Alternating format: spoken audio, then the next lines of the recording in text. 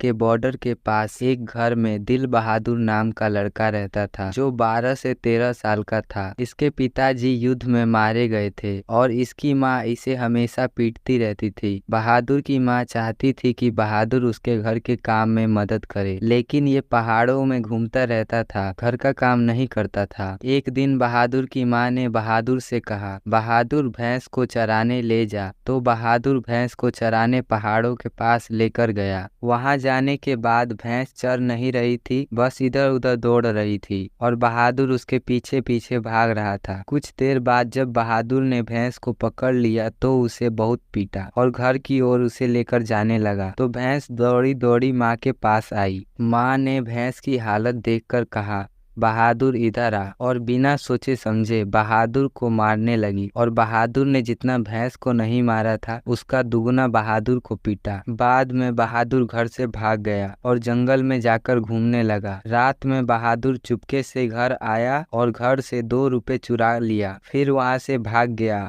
और गांव से 6 मील दूर जाकर वह बस स्टेशन पर पहुंचा।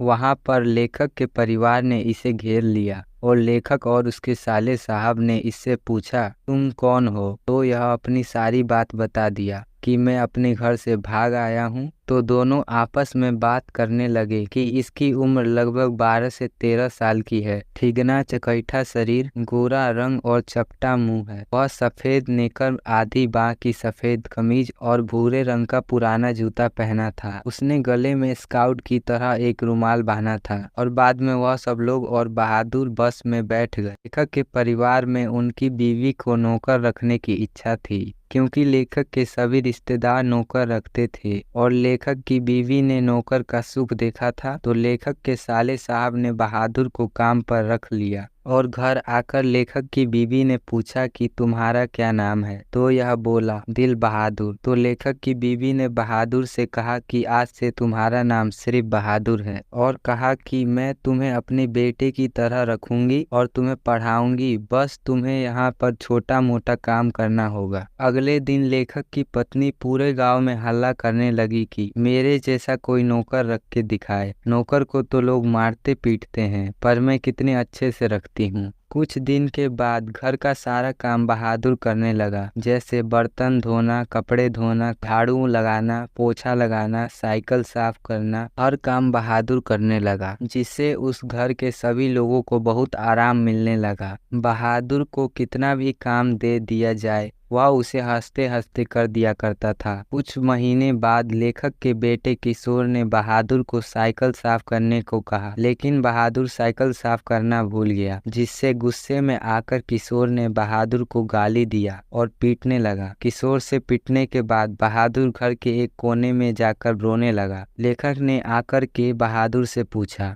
बहादुर क्या हुआ, क्यों रो रहे हो? तो बहादुर ने कहा कि हमें किशोर भैया ने मारा है। तो लेखक ने किशोर से पूछा, तुमने इसे क्यों मारा है? तो किशोर ने कहा, यह हमारा काम नहीं करता है। तो यह बात सुनकर लेखक ने बहादुर को ही डांटा और कहा, जो काम बताया जाए वो कर लिया करो। अब हर दिन किसी न किसी बात को लेकर किशोर बहादुर को मारने और गाली देने लगा था। एक दिन लेखक के रिश्तेदार लेखक के यहाँ घूमने आए थे। कुछ देर रहने के बाद उन्होंने कहा, हमारे पैसे खो गए हैं। तो लेखक ने पूछा, कितने रुपए? तो उन्होंने कहा, 11 रुपए खो गए हैं। तो उनके रिश्तेदारों का शक बहादुर पर जा रहा था। लेखक को यह विश्वास था कि बहादुर यहाँ बहुत दिनों से काम कर रहा है, तो उसने चोरी नहीं की होगी। लेकिन बहादुर को ना चाहते हुए भी बुलाया और पूछा, क्या तुमने चोरी की है? तो बहादुर ने बोला, नहीं, हमने चोरी नहीं की है। लेखक ने गुस्से में पूछा, बहादुर सच सच बोलो, तुमने चोरी की है या नहीं की है? तो बहादुर ने बोला, मैंने चोरी नहीं की है। तो लेखक गुस्से में आकर बहादुर को एक थप्पड़ मार देते हैं और लेखक के रिश्तेदार बार बार बहादुर को पुलिस की धमकी दे रहे थे और कह रहे थे कि चलो पुलिस स्टेशन, लेकिन बहादुर जाना नहीं चाहता था। अंत में लेखक के रिश्तेदारों ने कहा, हम तो बस देखना चाहते थे कि आपका नौकर कितना वफादार है, हमारा पैसा नहीं खोया है। बहादुर वहां से गुस्से में चला गया और अब वह उदास रहने लगा। एक दिन बहादुर आंगन में सिलवट्टा लेकर जा रहा था, तो सिलवट्टा उसके हाथ से छूट गया और छूटने के बाद नीचे गिरकर टूट गया,